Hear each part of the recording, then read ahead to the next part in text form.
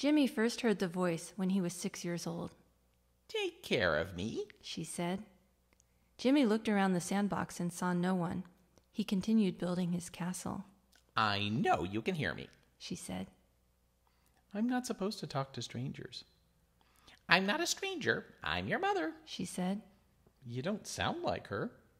"I'm Mother Nature." Jimmy dropped his juice box and ran. "Don't leave that trash," the voice said. "Go pick on somebody else." "No one else will listen."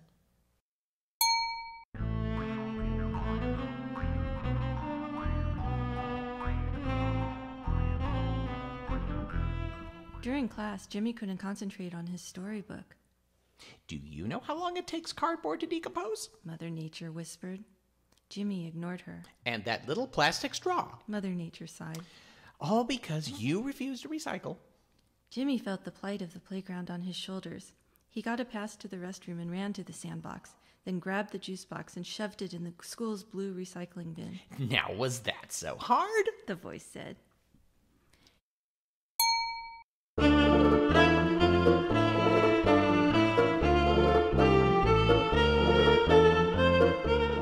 In middle school, Jimmy spearheaded a Save the Earth movement. "Why can't you be more like Jimmy?" the other moms would say to their sons. Jimmy recycled his term papers and textbooks. He educated his peers about the proper disposal of e-waste. When everyone else was playing baseball, Jimmy walked along the highway, picking up trash. "We're worried about Jimmy," a teacher told his parents. "He seems tired." Jimmy tried to slow down, but he was driven by the unstoppable voice that demanded more care, more attention, more time, and finally he reached a breaking point. "Command hallucinations," the doctor told Jimmy's parents. "Sign here." And with an inky flourish, Jimmy was committed to an adolescent psych facility. "Make her stop talking to me," Jimmy said to the psychiatrist. After taking medication for a week, Jimmy couldn't hear anything. Mother Nature would scream about the need for compact fluorescent light bulbs in the day room, but Jimmy would just shuffle to his bed like he was slogging through wet sand. "You just wait," she said. "This isn't the last time we'll talk about energy efficiency." When Jimmy managed to not mention global warming for 2 straight weeks, he was discharged home. "It was never real," the doctor told him. "You have nothing to fear." But Jimmy knew better.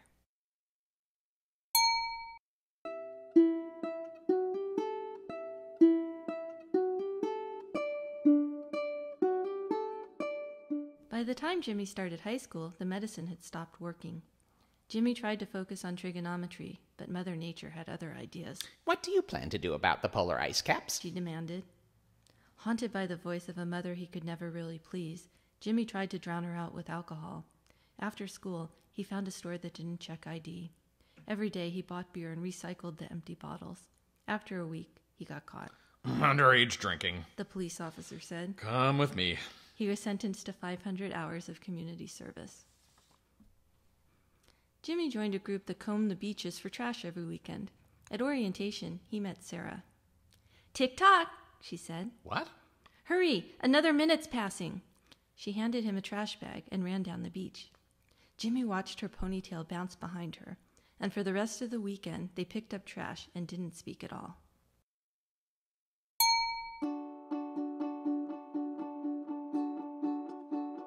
Jimmy tried to do his homework, but he couldn't stop thinking of the girl from the beach. "I think it's time you start composting," the voice said. But with Sarah in his thoughts, even Mother Nature couldn't bring Jimmy down. By noon, they'd filled all their trash bags. "What now?" Sarah said. "The ozone layer needs some work," Mother Nature said. Jimmy grabbed Sarah's hand. "Sandcastles?" They played along the surf and used their trash collecting tools to build a monumental structure. Sarah finished the drawbridge in record time. "In a few short hours, it will all be destroyed," she said. "But that's the beauty of it," Jimmy said. "Nature's impermanence." And they walked down the beach holding hands.